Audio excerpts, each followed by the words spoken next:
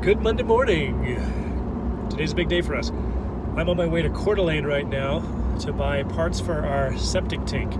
Now, in the last video I said my sole focus for the next 2 months is going to be to get the septic done and to get the foundation laid. And then immediately we got a call from a friend who is a builder who said, hey, I broke my foot. I could really use some guys to come help me frame out this house. So we took a week and did that and did not get on the septic project. But the good news is two-part. One is I made like $1,000 working for him that week, which is going to help fund this thing. And when speaking to the homeowner there, he turned me on to a company where I could get some of my septic pieces, and I'm going to end up saving like $1,500. So that was like a $2,500 swing by postponing my plans for a week. Please excuse me while I sniffle. I spent the entire day yesterday fixing a fence that the cows keep getting through. It's in the woods and I'm allergic to trees, and wow, it's pretty bad. I'll do my best to breathe and talk at the same time.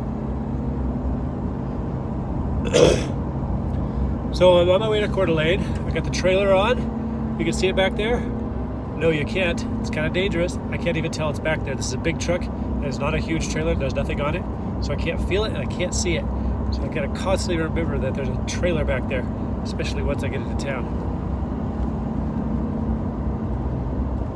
We're ready to pick up the tank today and a bunch of plastic domes.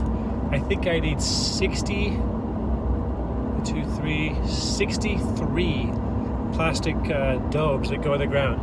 And that's what we're saving all the money on, because I was finding those at like $70. And anyway, they're much cheaper at this place. So hopefully by the end of the day, I'll have all that material back and on site, and I will show you how I'm going to level out the leach field. It's very important that your leach field drainage lines go in a flat pattern. Otherwise, all the water, all the effluent from your septic tank just goes down one path and just makes a big puddle. So I'm going to show you how to do that. I think it's going to be really interesting. Stay tuned.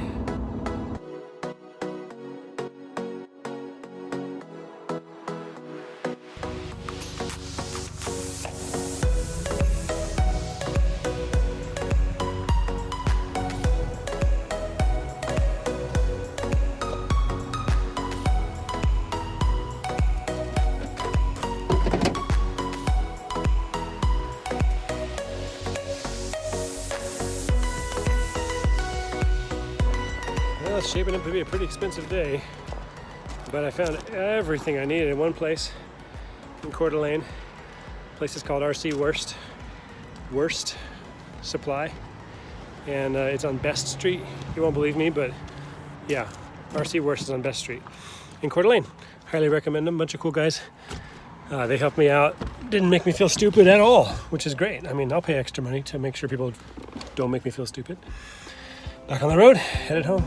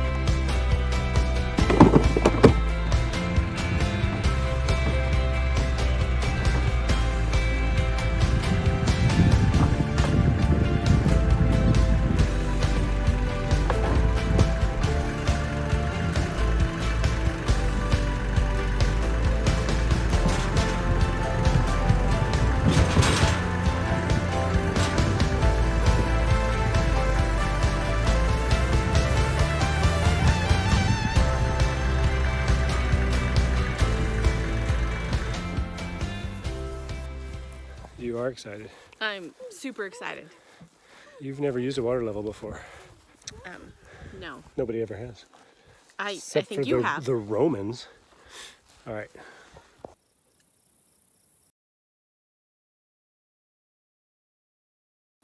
All right, water level. What's a water level? I don't know. You're about to learn.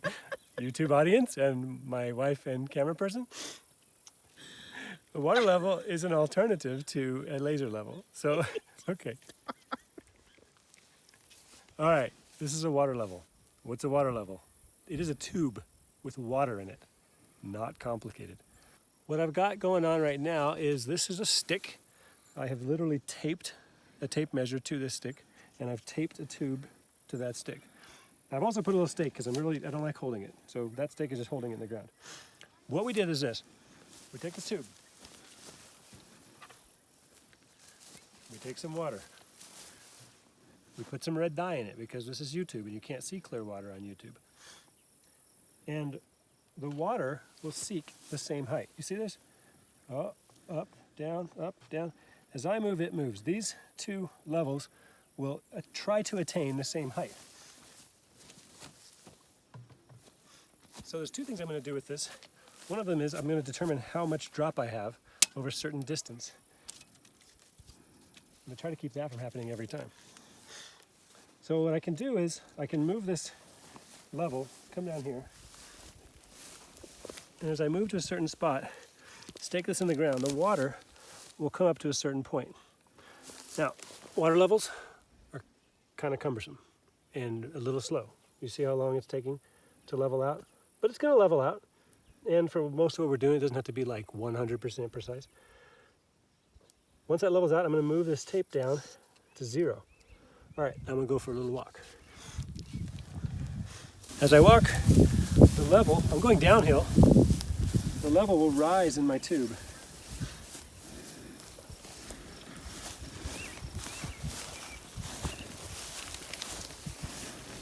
Now the levels come up to here.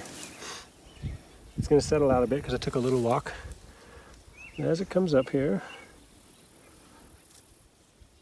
it's going to tell me from that point that I took it at 0 to this point, I'm about 17, 18 inches drop. That's going to be important when you lay out our pipes because you have to have a certain drop over a certain distance in order for all the water to flow. The other way to use this level, which is what we're doing today, is I'm going to try to lay out my leach field. The leach field needs to be level all the way across. Even if your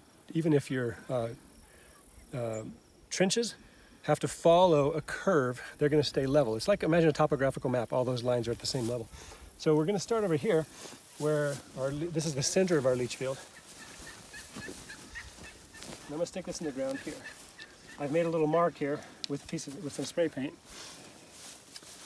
And the level is going to settle out. And my goal is to find the next point moving that direction that is going to be the same height as this point, same elevation. Okay, so if I look at this here, I can slide this up and down to a number I can remember, like 16. Okay, easy to remember, sweet 16. So this is right there at 16. It's also right on that tape, so not great, but it's okay, I can see it. Now I'm going to take a little walk. The channels that we're putting in here, the domes, here, look at these. Do you see these domes? We're putting those inside of our trench so we can backfill them and still have the water flow through the trench. Those are about 4 feet long. So I'm going to go maybe like 8 feet this direction. I'm going to stick it back in the ground, right around here. Try not to move my tape. And the water's going to go up to a certain point. Again, takes a second, but here's how I see it. I will never, ever be putting lasers in my septic tank, but I'm already putting a lot of water in my septic tank, so doesn't this seem like a more reasonable way to make sure? So right now it says 15. What that tells me is I would need to move downhill slightly in order for it to go back to 16. So if I move down just a little bit, get it to go to about 16, spray paint a line right here on the grass, and then that's going to build my contour. And I'll just keep moving along the way, building up that contour. So as promised, that's how you do a water level. A couple things to remember. It's tedious, a little tedious.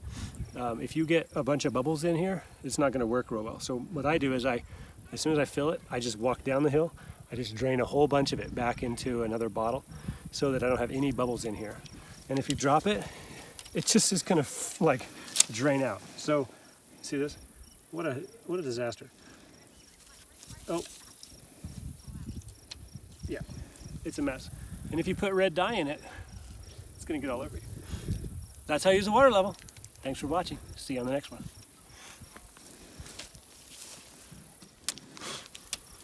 Did you learn a lot about water levels?